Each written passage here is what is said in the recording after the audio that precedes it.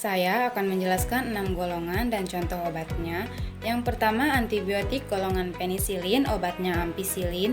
Yang kedua, antibiotik golongan cefalosporin, obatnya cefadroxil. Yang ketiga, antibiotik golongan aminoglikosida, obatnya gentamicin. Yang keempat, antibiotik golongan tetrasiklin, obatnya tetrasiklin HCl. Yang kelima, makrolida dan lincomycin, obatnya erythromycin. Yang keenam, antibiotik golongan polipeptida dan chloramphenicol, obatnya chloramphenicol. Yang pertama ada nama obat ampicillin, golongan antibiotiknya penisilin, mekanisme kerjanya dengan menghambat sintesis dinding sel bakteri.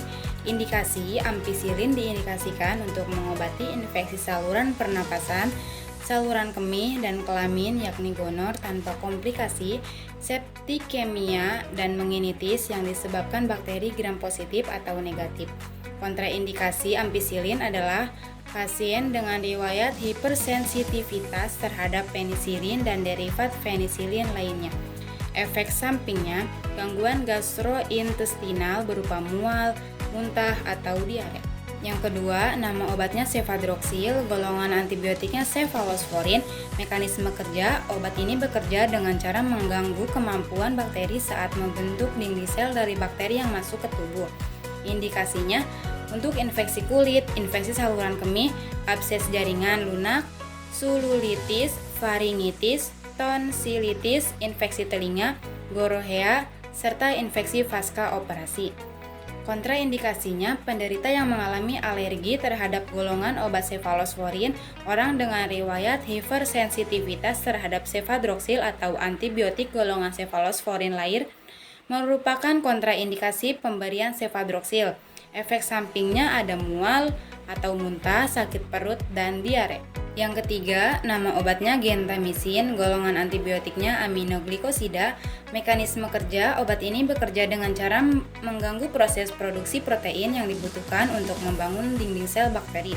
Dengan begitu, dinding sel bakteri menjadi rusak dan bakteri akan mati. Indikasinya infeksi mata, otitis eksterna, infeksi saluran kemih, dan infeksi kulit. Kontraindikasi pada pasien dengan riwayat hipersensitivitas terhadap aminoglikosida.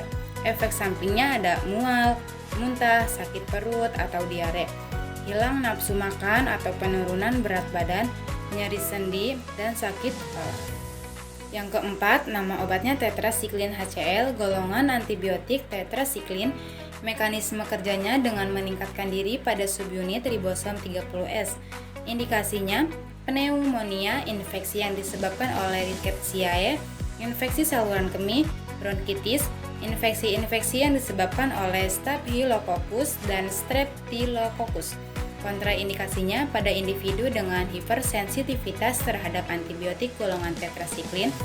Tetrasiklin juga dikontraindikasikan pada wanita hamil karena berpotensi menyebabkan perubahan warna gigi secara permanen pada fetus.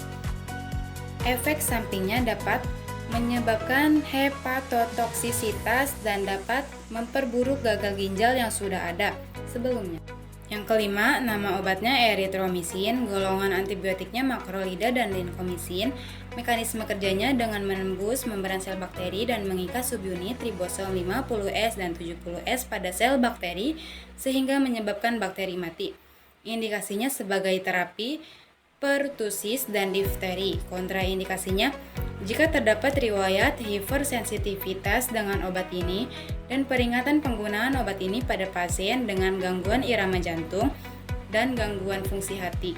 Efek sampingnya ada diare, mual, muntah, hilang nafsu makan, gangguan lambung berupa nyeri, kram, atau kembung. Yang keenam, nama obatnya chloramphenicol, golongan antibiotiknya polipeptida dan chloramphenicol. Mekanisme kerjanya menghambat sintesis protein bakteri dengan mengikat secara reversibel ke subunit 50S ribosom, sehingga menghambat pembentukan ikatan peptida. Indikasi chloramphenicol pada konjungtivitis bakterialis dan otitis eksterna. Kontraindikasinya pada pasien yang memiliki riwayat hipersensitivitas, misalnya reaksi anafilaksi terhadap chloramphenicol maupun komponennya. Efek sampingnya, Chloramphenicol dapat berakibat fatal jika terjadi overdosis. Hal ini biasanya terjadi dengan pemberian obat secara intravena dan lebih mungkin terjadi pada bayi. Gejala keracunan meliputi mual, muntah, perut kembung, asidosis metabolik, dan hipotensi.